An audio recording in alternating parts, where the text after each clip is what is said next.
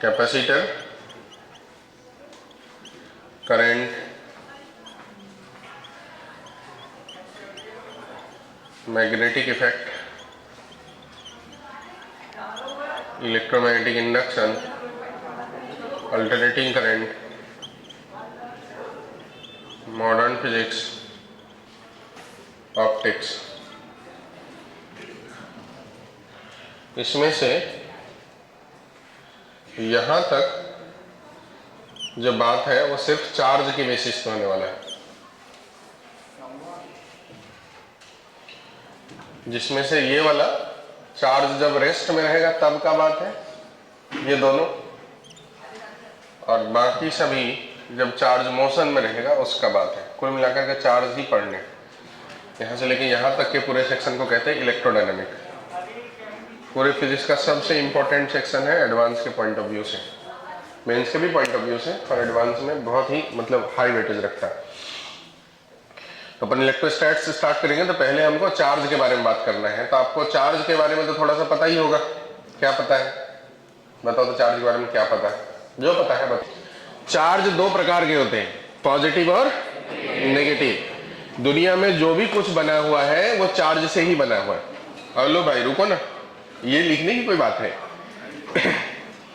दुनिया में जो भी चीज बना है एटम से बना है, ये तो पता है आपको। एटम के अंदर क्या रहते हैं? इलेक्ट्रॉन, प्रोटॉन और न्यूट्रॉन्स, ये तीन चीज होते हैं एटम के अंदर, जिसमें न्यूक्लियस के अंदर होते हैं प्रोटॉन और न्यूट्रॉन, और न्यूक्लियस के बाहर जो ऑर्बिट करते रहता है वो कौन है?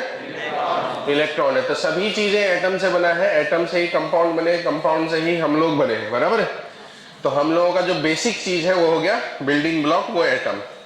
एटम का जो बिल्डिंग ब्लॉक है वो है इलेक्ट्रॉन, प्रोटॉन और न्यूट्रॉन, जिसे हम लोग कहते हैं fundamental stable particle.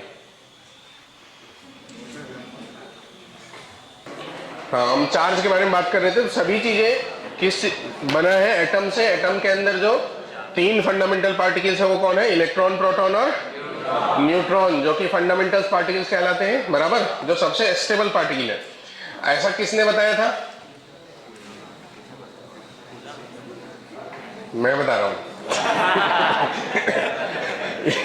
Electron, proton और न्यूट्रॉन तीन स्टेबल पार्टिकल्स है। जब इलेक्ट्रॉन, प्रोटॉन और न्यूट्रॉन को काटा गया, कट किया गया, तो पता चला है कि इसके भी टुकड़े हो सकते हैं, ठीक है। और इसके जो टुकड़े होते हैं उसे कहते हैं क्वार्क। क्या कहते हैं?